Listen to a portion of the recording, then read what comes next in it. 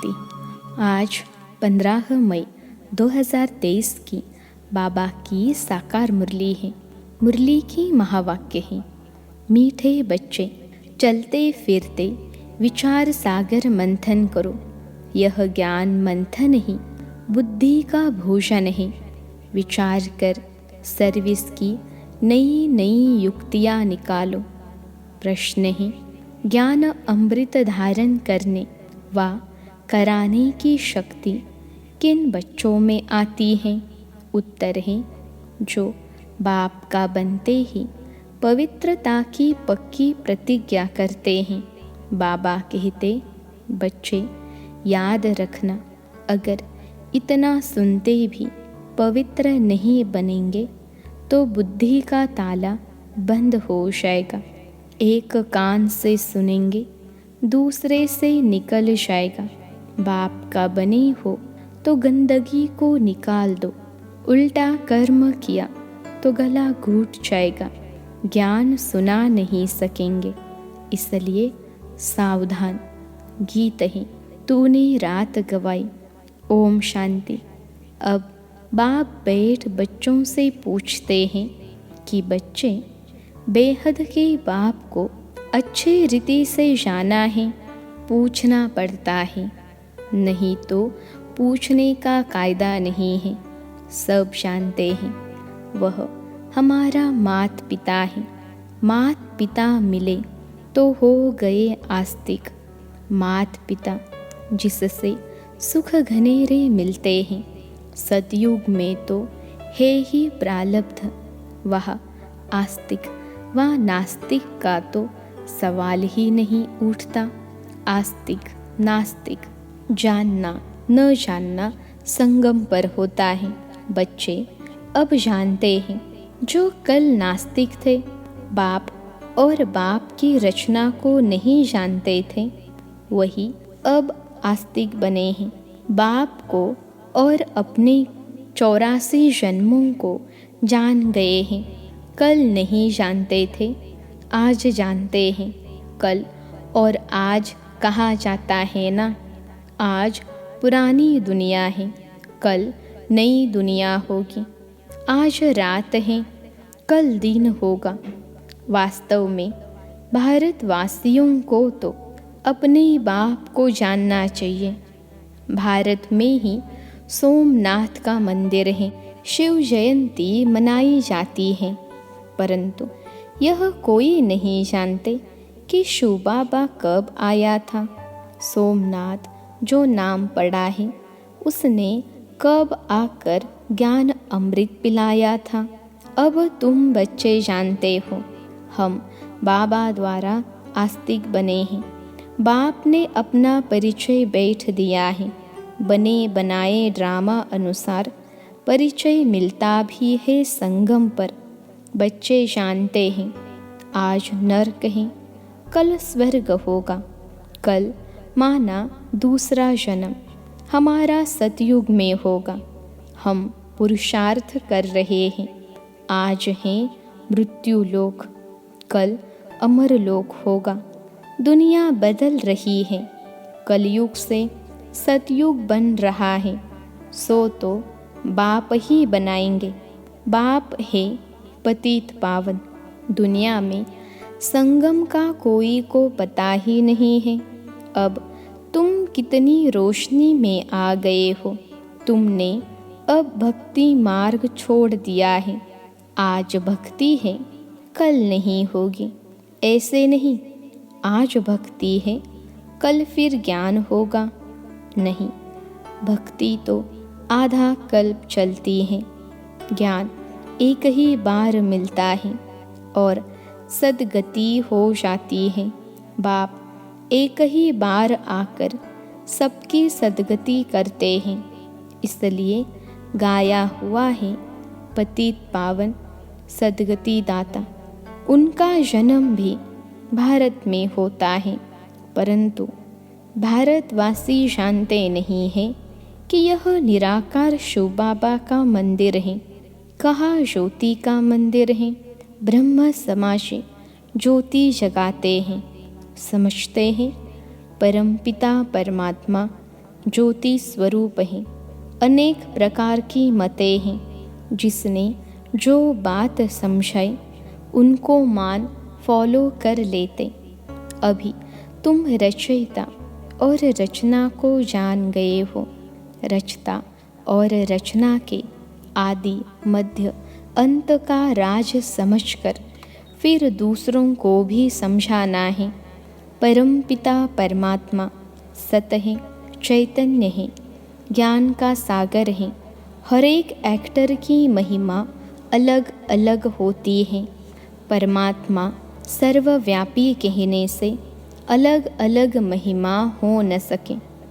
हर एक आत्मा में अलग अलग पार्ट भरा हुआ है। सर्वव्यापी है तो परमपिता परमात्मा का पार्ट सभी के अंदर बजे। कितना अंधियारा है। तब बाप ही आकर समझाते हैं। बच्चे जानते हैं बरोबर ऊंचे ते ऊंचा पार्ट है परमात्मा का। उस एक को ही सब भक्त याद करते हैं। भक्त सब पतित हैं। पतित किसको कहा जाता है यह मनुष्य नहीं जानते हैं। सन्यासी समझते हैं कि इन विकारों से हम नरकवासी बने हैं, इसलिए घर बार छोड़ने से हम जाकर ब्रह्म में लीन होंगे। बाप समझाते हैं यह है कलियुग। सब विषय सागर में गोते खाते हैं, इसलिए इनको वेश्यालय कहा जाता है। मैं आकर शिवालय बनाता हूँ। सतयुग में एक धर्म था, वही देवी देवता 84 जन्म भोग। अब अपने को देवी देवता नहीं कहलाते।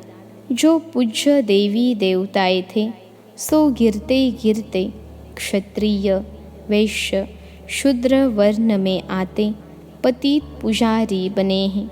सबसे शास्त्री भारत पावन था, सो अब पतित बना है। सन्यासियों को भी संपूर्ण पावन नहीं कह सकते, क्योंकि पतित दुनिया में बैठे हैं। घर बार छोड़ कोई सतयुग में नहीं जा सकता। तुमको तो इस दुनिया को भूल सतयुग में जाना है। स्वर्ग में जाने लिए हुबहू कल्प पहले मुहाफिक पुरुषार्थ कर रहे हैं। भारत ही पूज्य से पुजारी बना है, फिर पूज्य बनेगा। यह नॉलेज समझेंगे वह जो सिखिलते होंगे। जो देवी देवता धर्म के नहीं होंगे तो बुद्धि में बैठेगा नहीं। भारतवासी 84 जन्म लेते हैं और कोई धर्म वाला 84 जन्म नहीं ले सकता। तुम्हारे में भी नंबर वार है, सब इकट्ठे नहीं आएंगे। बच्चों को चक्र का राज भी बतलाया। सीजरा कैसे बनता है। सीजरा आत्माओं का भी होता है, उनको फिर रूहानी कहेंगे। बच्चे जानते हैं हम ब्रह्मांड में रहते हैं। पहला नंबर है शिव बाबा, फिर ब्रह्मा विष्णु शंकर, फिर ही लक्ष्मी नारायण, उनका घराना। नंबर वार तो है ना।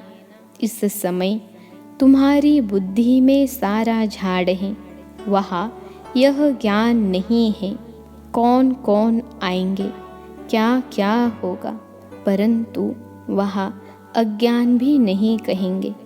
वह है प्रालब्ध जो इस ज्ञान से पाते हो।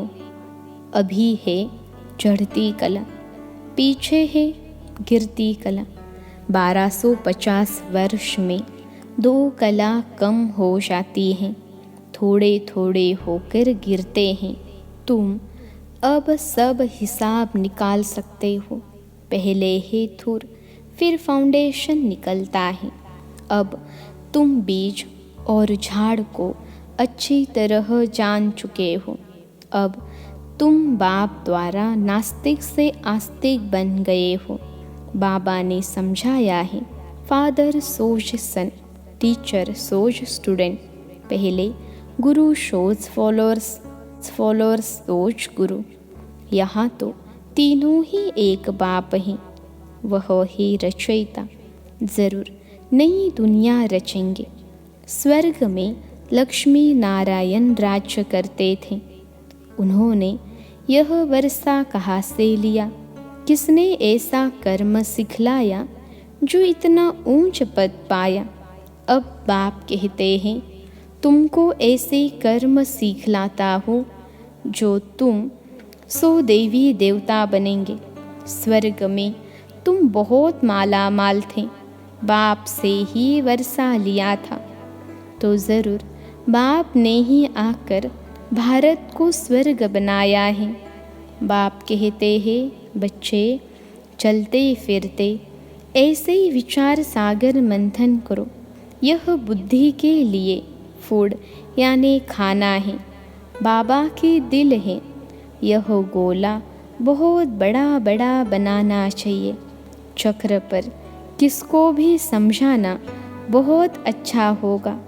अब विचार करना चाहिए, मनुष्यों को कैसे समझाए? समझाना है।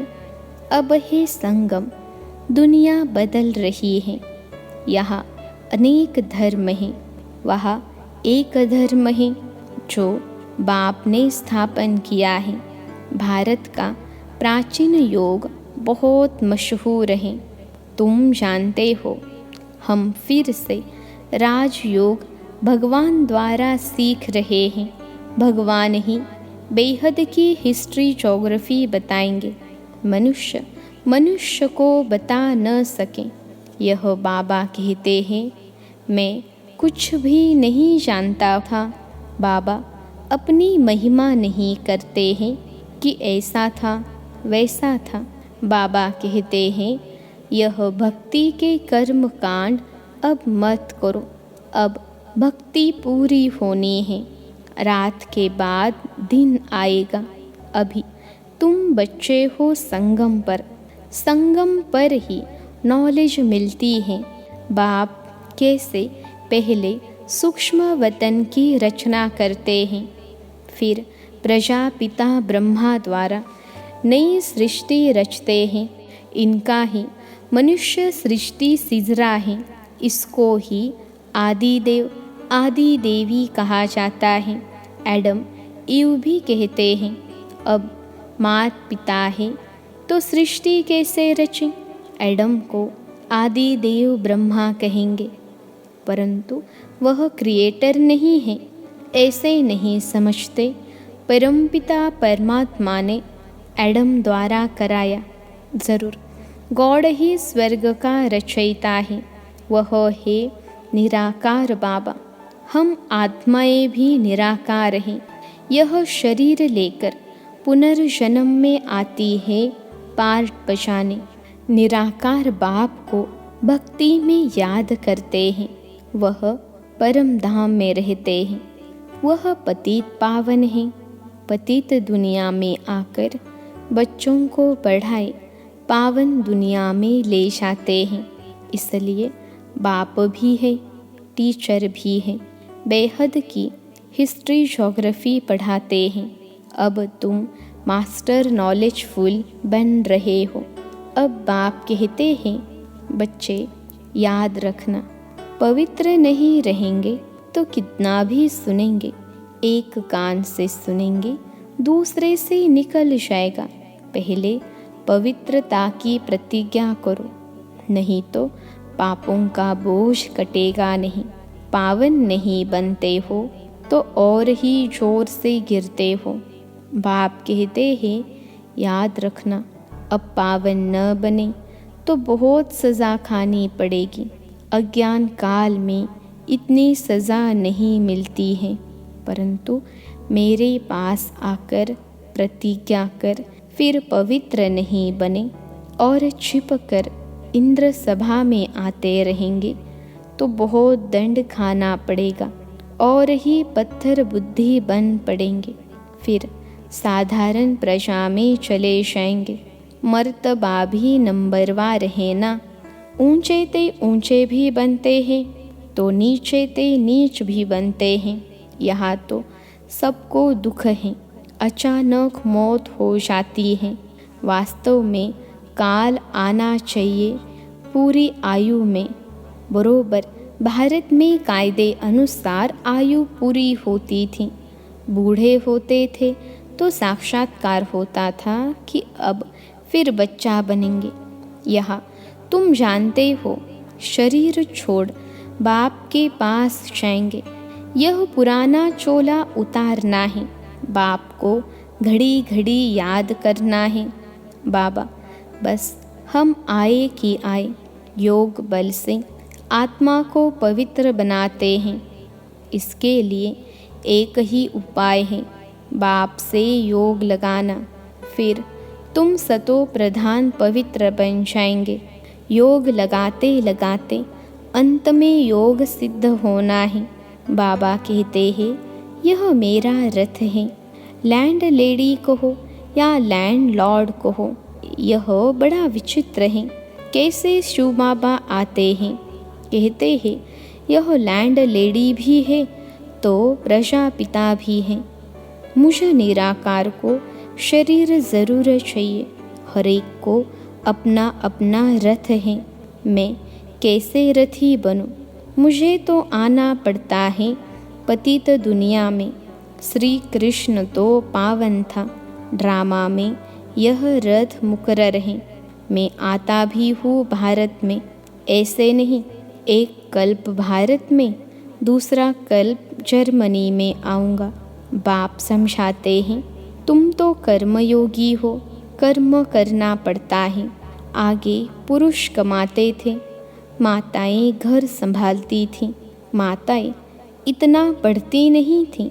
यह तो अब पढ़ाई शुरू हुई है। माताएं भी धंधादौरी करती हैं। अब तुम बच्चों को अविनाशी कमाई करनी है। हर एक को बेहद के बाप से वर्षा लेना है। जो करेगा सो अपना पद पाएगा। इस पढ़ाई का पद 21 जन्म चलता है। यह पढ़ाई बाप बिगर कोई पढ़ा न सके। पतित पावन भी गॉड फादर हैं। वही राजयोग सिखलाकर स्वर्ग में जाने के लायक बनाते हैं। अब 84 जन्म पूरे हुए, अब हम घर जा रहे हैं।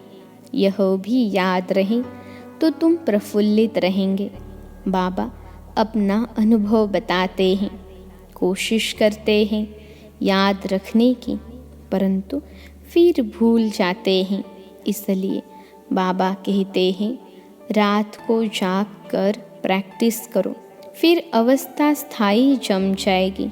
इसलिए कहा जाता है, हे नींद को जीतने वाले बच्चे, कमाई करो। हाथ पाँव मुख से कुछ करना व बोलना नहीं है। आगे तो माला फेरते राम राम जपते थे। माला का राज अभी तुम समझते हो, विजय माला और रुद्र माला।